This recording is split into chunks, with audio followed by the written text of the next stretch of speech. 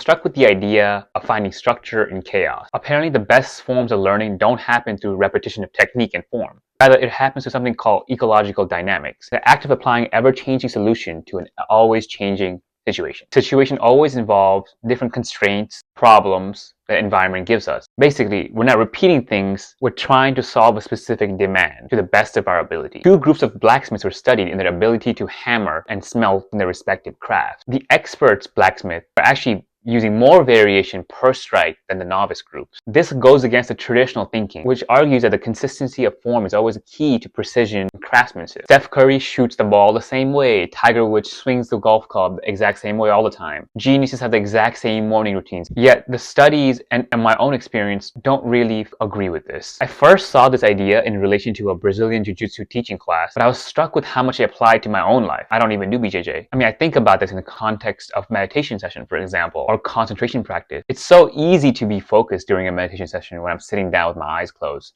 But it's so difficult to apply that in every situation. It's easy to block off deep work sessions in the morning when nothing is happening, but so much harder to do that when you're juggling with social life and work or family and kids. I think about this in the context of things I've learned in class, for example, for school. I've simply forgotten so many of them. I remember studying very hard for a neuroanatomy class, and I aced that test.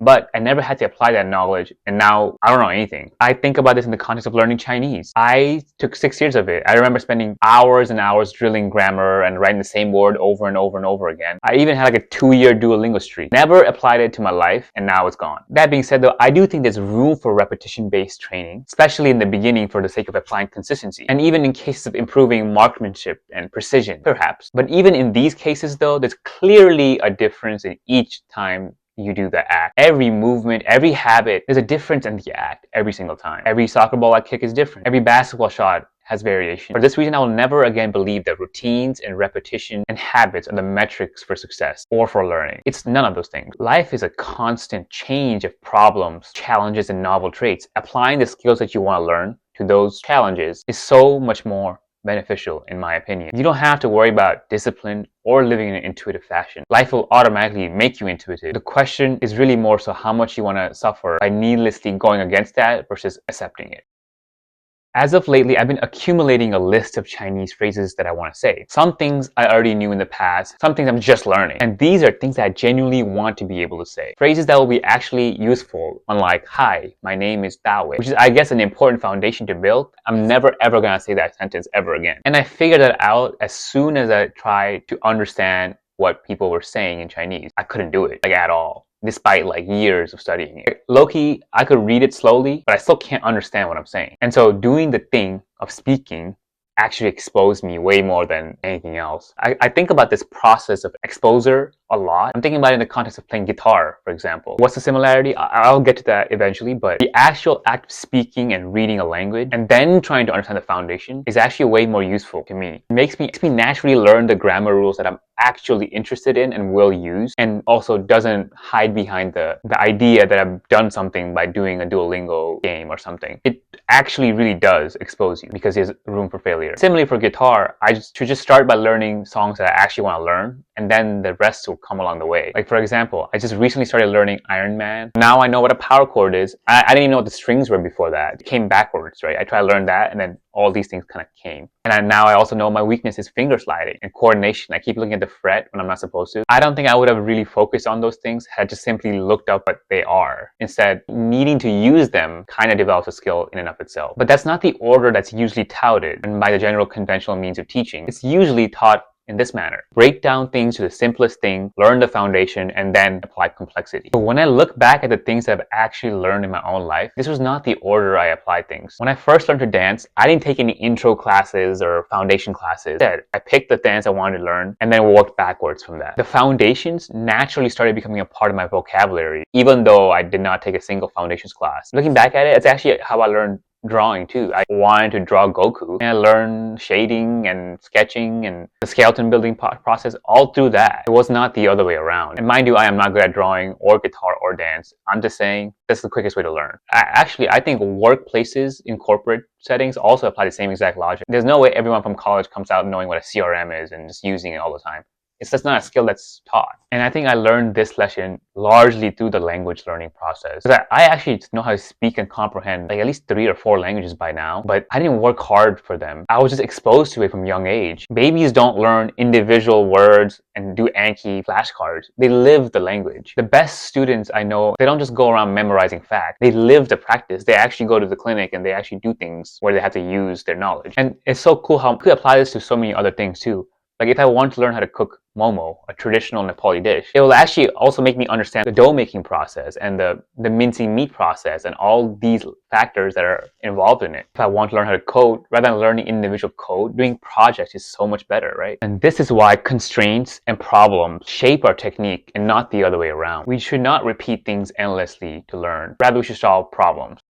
This could actually be applied to things like working out and movement training as well. I know it's a very confusing space for a lot of people. Following my recent new injuries and the slew of injuries I've had in the past, and the complexity of the things I want to be able to learn, like these type of movements, things like a normal bro split won't really apply in the same manner to everyone, especially not to me, especially if I'm working on an injury. To me, it's about being able to express things like strength, fluidity, smoothness, coordination, cardio, shapes, rhythm, task solving, reaction time, grace, beauty. What is a perfect routine for that? There isn't. There really isn't. Push-pull leg split won't really cut it. And so trying to figure that out for myself automatically applies the chaotic learning principle I'm talking about. And so in this case, it's still a mystery what protocol is perfect. But some things I apply is asking the right set of questions for why I'm doing something. This kind of helps us figure out how we could use many different types of movements to achieve the same effect and to find the one movement that unlocks many others with the least amount of effort, basically. And the questions would be something like, when do I duck walk? When do I sprint? When do I train this specific core muscle? When do I dance versus when do I climb? When do I test my max? When do I rest? These are all questions in my head constantly as I'm engaging with the relationship with solving a specific movement problem. And so for this reason, because it's so ever-changing, there's no perfect protocol that you could apply, really. Think about how many different new science-based lifting or nutrition videos come out. The truth is, almost all of them work. And sometimes they contradict, yet they still work. And then this is because our body is a very adaptable, well-oiled machine designed for many complex tasks. But this top-down approach of just applying a protocol, it works, but it might not work in the way that you anticipate it, and nor is it intentional. And if we applied it the other way around, finding protocols to achieve specific goals in mind and constraints, then I think we would actually understand the moving pieces that is programming. And my goals in this regard are always shifting. Right now, it's just to be pain-free and to be strong, I guess, given my injury. But in general, what I'm interested in is in a supple, agile, graceful body. Something that's durable and fast and coordinated and in rhythm and able to be maintained for a very long time, as long as I'm alive. I know some people like that, and because it's just a complex task, I have to put myself in situations where that's constantly applied. I found this to be the most true in dance and in sports, rather than just doing gym stuff. But an even bigger piece of this is putting that together with your lifestyle. A bad grade or a financial problem will affect my heart's effectiveness. A recent father raising newborns with like 2 hours of sleep probably can't be maxing out his squat. Knowing all of this, I can't ever say that I follow a program or a protocol perfectly. And I don't think anyone should either. It's a constant revolving door of improvising and relating with the constraint at hand. And that is, by definition, problem solving. Again, this could more easily be seen in something like a dance class in the context of movement. When I'm taking a dance class, I'm faced with constraints like this all the time. Within a 1-minute sequence, there's like hundreds of moves in orders I've never seen before. And they have specific timing with the beat, and it's done in front of everybody. Like when I'm doing it, I feel like I'm constantly re-engaging in a task that's just impossible. Like I'm always slipping away. It is a very potent description of friction in the human mind. It's similar to something like a 100-meter dash that will definitely expose you where your weaknesses are and whether or not you're the fastest. Doing something like this, a chaotic environment, exposes you where it is that you try to avoid being exposed. It exposes like thoughts of judgment, both about myself and others. I constantly think about, oh, I suck at this, or he sucks at this. All things that are mirroring each other, really. And obviously, I could be mindful and concentrated and calm when I'm sitting down in a meditation practice, but I can't do it in that context. I know I could practice compassion when I'm praying and when I'm alone in the right moment, and it's a good time. I can't do it when I'm in the public being shamed and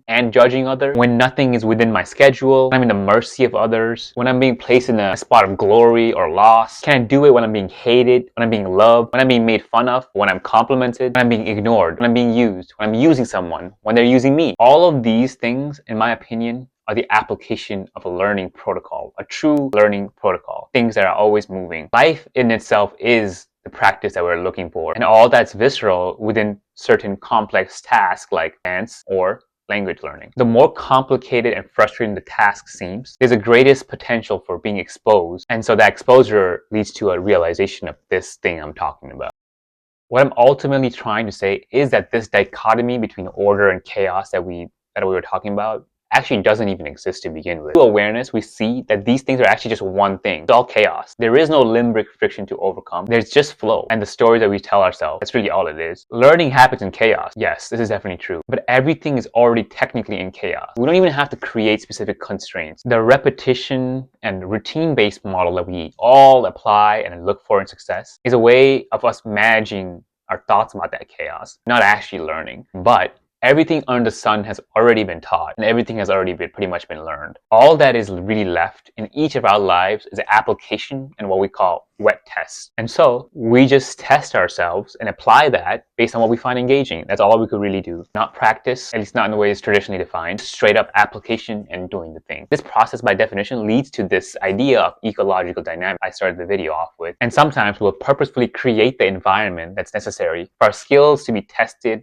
and for it to adapt and actually become refined. This goes much deeper than just learning language or dance. It could be for everything from moral value, character, even jokes. And so for this reason, learning in chaos doesn't mean it will make me lazy or disorganized. I don't want to be any of those things. In fact, I believe the opposite is true. The people that apply this principle for as many things in their lives as possible become a present, charismatic problem solver. We lose our robotic and safety-oriented protocol to something that's actually alive. So learning does absolutely happen in chaos in the best manner possible, but only when we apply an investigative, curious, loving mind.